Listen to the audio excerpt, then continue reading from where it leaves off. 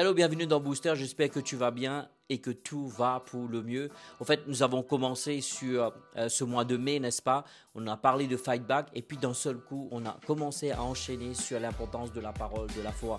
Nous avons parlé le fait que la parole de la foi sauve et nous avons vu que le mot salut, c'est non seulement d'être sauvé, d'aller avec Dieu si on quittait cette terre, cette vie terrestre, mais nous avons vu aussi ça va avoir avec beaucoup de choses. Et encore une fois, pour ne pas perdre du temps, j'aimerais t'encourager vivement à regarder ces vidéos précédentes du mois de mai. En tout cas, nous avons parlé semaine dernière sur comment mettre la parole dans ton cœur, parce que nous avons vu que la parole doit être dans ton cœur. Quand elle sera dans ton cœur, alors tu parleras, alors la foi sera libérée. Ok? Donc maintenant, nous avons vu ce mécanisme et on reviendra, ne t'inquiète pas.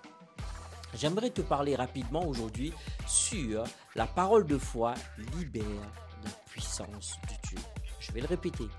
La parole libère la puissance de Dieu. M'as-tu entendu?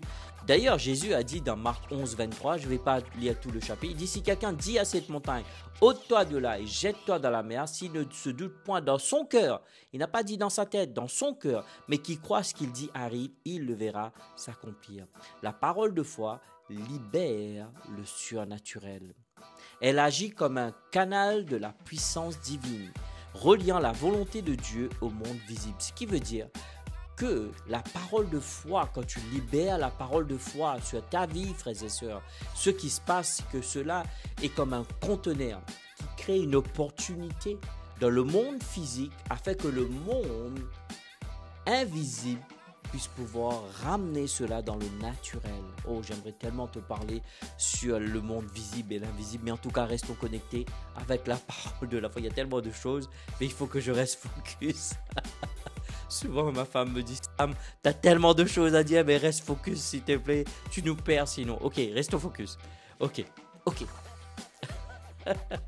Donc, je disais, la parole de foi libère la puissance de Dieu. Tu vois, toi et moi, on n'a pas besoin de lui. En fait, c'est pas juste crier, c'est pas juste... Tu vois, quelle était la dimension dans laquelle Jésus agissait? Tu te rends compte quand même?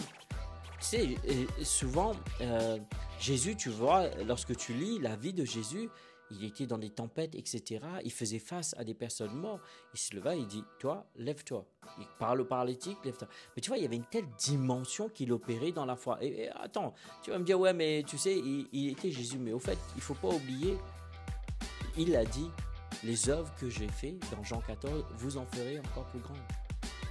Ce qui veut dire que toi et moi, nous serons en mesure de le faire si nous opérons dans la foi. Donc, comprends bien, la parole de foi libère la puissance de Dieu. Et j'aimerais te dire ceci, c'est que, est-ce que tu réalises ce qui se passe lorsque toi et moi, on mange la parole de Dieu, tu vois? On écoute la parole de Dieu, on lit la parole de Dieu, on confesse la parole de Dieu, on mâche la parole de Dieu, on digère la parole de Dieu. Et une fois que cette parole de Dieu devient une réalité, au fait, à l'intérieur de toi, cette image réelle en toi, ce qui veut dire que cette promesse qui est en toi est plus réelle que ces situations et circonstances que tu fais face. Alors, tu seras en mesure, puisque ton cœur est rempli de promesses de Dieu, tu seras en mesure de pouvoir la décréter comme Dieu, au fait, au commencement. Au fait, au commencement, Dieu a vu les ténèbres, il a déclaré la lumière. C'est un modèle splendide, au fait. C'est ce modèle-là, d'ailleurs, quand il dit « ayez la foi en Dieu », il dit « ayez la foi de Dieu », le type de foi. C'est la façon que Dieu a opéré depuis le commencement. Dieu nous a donné le modèle, Dieu nous a donné le plan, Dieu nous a donné le modèle. C'est à toi et moi de pouvoir appliquer ce qu'il nous a dit. Le problème, c'est qu'on trouve beaucoup de ritualités, beaucoup de mécanismes, mais ces mécanismes, ces rituels ne sont pas fondés sur des vérités bibliques. Tout commence avec ce livre, au fait. Tout commence avec ce livre. Jean 1,1 nous dit, au commencement était la parole. Ça restera toujours ainsi. Tout commence avec la parole. Pourquoi? Parce qu'au commencement était la parole était avec Dieu et la parole est Dieu. Ce qui veut dire que lorsque tu prends la parole, tu es en train de prendre Dieu. Est-ce que tu vois ce que je veux dire? Donc c'est pour cela que je t'encourage vivement, s'il te plaît, ne te laisse pas au fait, vraiment mentir, ne te laisse pas piéger par les mensonges du diable qui te dit que la parole de foi ne marche pas. Non, non, non, non, non, non, frères et sœurs, je t'encourage. Je vais continuer à parler pour contredire ces mensonges. On me dit dans l'oreillette, 5 minutes sont passées. En tout cas, tu as bien compris aujourd'hui sur l'importance de la parole de la foi.